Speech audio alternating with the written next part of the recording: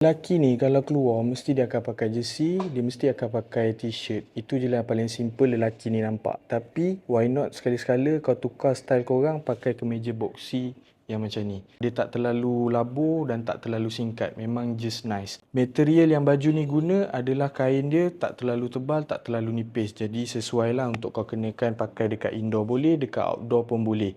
Macam aku, tinggi aku 175, berat aku 80, aku ambil saiz double XL. Biasanya aku ambil XL tapi aku apa sikit saiz. Kalau korang pakai L, ambil XL. Kalau korang pakai S, ambil M. Satu lagi baju ni kalau kau tengok style dia memang strip macam ni. Memang nampak nice, nampak cool gila. Dekat bahagian kiri dia pula ada poket yang korang boleh guna.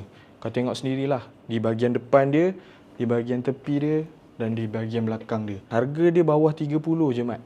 Kan, sebab tu aku nak recommend dekat korang. Jangan beli satu, beli 3 terus. Dia ada 3 color, kau sapu je semua. Mana kau nak dapatkan, aku share bakul kuning bawah ni. Dapatkan sekarang guys.